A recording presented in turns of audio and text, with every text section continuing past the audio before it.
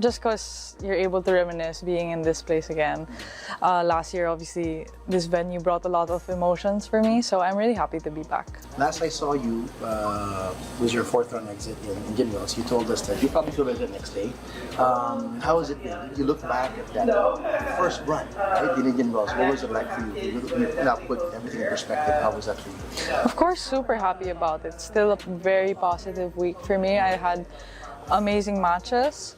And super good takeaways, so look back on it positively for sure. You noticed this morning, came out on Instagram, the time you went back to the Miami Heat, you watched the game, did you saw Coach Po's second? Yes. What was that reunion like 3 years later? It was so cool. Coach Po watched one of my matches last year, yeah, so I haven't seen him since then, but it's always so nice to reconnect with him. He's obviously such an amazing person and very accomplished and very humble. So, good role model for us Filipinos. Yeah. So, since we have a little bit of time, we wanted to make this a little fun. This is we like to call it your Miami-versary. Miami-versary. Thank you. We have a little gift for you. Oh, salamat. Open up. This is really Thank this to you. Steve. Okay. So, let's open up. It was inside there. You can see it.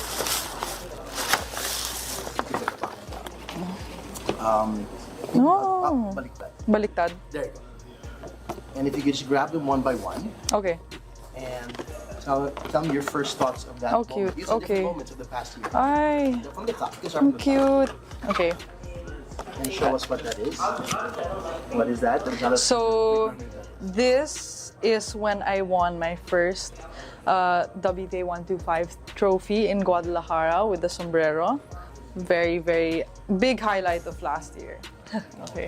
This one? Ooh, I love this one.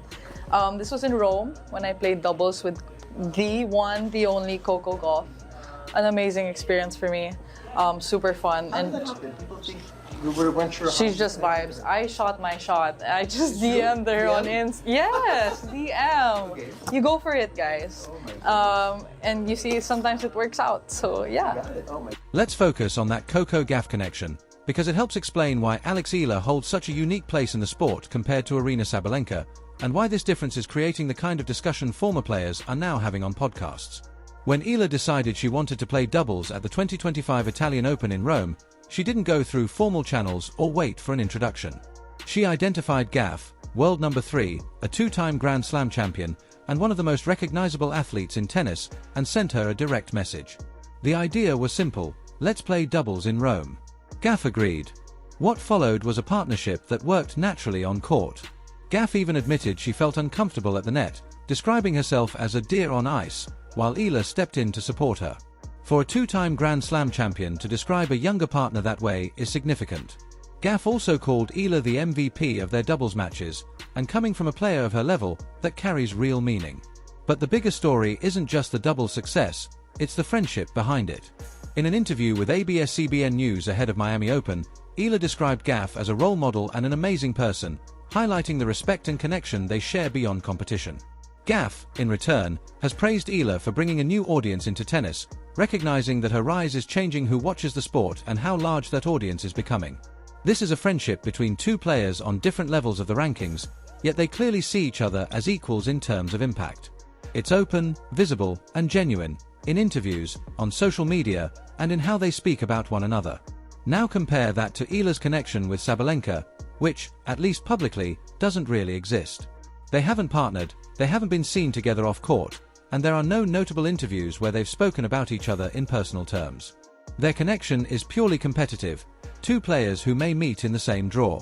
That contrast, warm and open with Gauff, distant and competitive with Sabalenka, mirrors the broader popularity dynamic.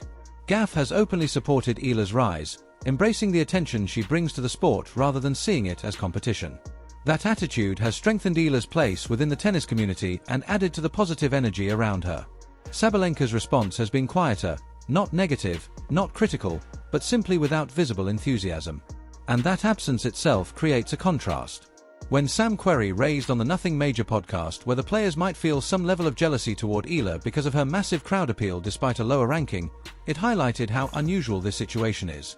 John Isner disagreed with the idea of jealousy, but the fact that the question came up shows what people are noticing. The press conference numbers make that dynamic impossible to ignore.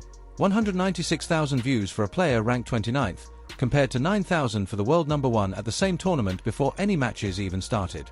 When you combine that with what has been happening at tournaments throughout 2026, large crowds in Abu Dhabi, packed stands in Melbourne, full venues in Dubai, and fans at Indian Wells leaving other matches just to watch Eala practice, you start to see a clear picture of a popularity gap that exists outside the ranking system. Steve Johnson said it directly on the podcast when asked if Eala is currently the biggest draw in women's tennis. His answer was simple: yes. When asked if she was a bigger draw than Sabalenka, he said yes again, describing the atmosphere around her matches as intense and unlike what you'd expect for someone outside the top 30. Tournament decisions are already reflecting this reality. James Blake, now the tournament director of the Miami Open, confirmed that Eala will play on center court throughout the 2026 event because of overwhelming international interest and fan demand. He explained that placing her on a smaller court simply wouldn't work because of the size of the crowd she draws. That's a logistical decision based on popularity, not ranking. In a sport that usually reserves its biggest stages strictly for top-ranked players, this is a major shift. Sabalenka, as world number 1, gets center court by ranking. Eala gets it because of fan demand. These are two very different reasons, and having both exist at the same event creates the exact kind of tension former players are now discussing. The Gauff friendship adds even more depth, because Gauff and Sabalenka are themselves top competitors. Gauff, ranked number 3, and Sabalenka, ranked number 1, represent the traditional power structure of the sport. Gauff's openness and support toward Eala, compared to Sabalenka's more distant stance, creates a subtle alignment, Gauff with Eala, Sabalenka on her own. That alignment shapes the storylines heading into Miami. A potential Eala versus Sabalenka final isn't just about rankings anymore. It's about contrasting positions in the sport, one defined by titles and ranking, the other by audience and momentum. The WTA leadership has already acknowledged this shift, describing Eala's global fanbase as incredible and placing her at the center of the tour's excitement for 2026. Not the defending champion Sabalenka, not Gauff, but Eala, the player whose press conference drew 196,000 views compared to 9,000. The numbers are clear. The crowds are clear. The conversations around the sport are clear. And that direct message Eala sent to Gauff, confident, bold, and straightforward, reflects the same mindset behind her rise. She doesn't wait for opportunity. She creates it. Sabalenka still holds the ranking, the titles, and the proven record at the top. But in Miami 2026, the player generating the most attention is ranked 31st, partnering with a top 3 player who called her the MVP, speaking about friendship in simple, genuine terms, and drawing viewership numbers the world number 1 hasn't matched. The reality is right there in front of everyone. 20 times more press conference views than the world number 1.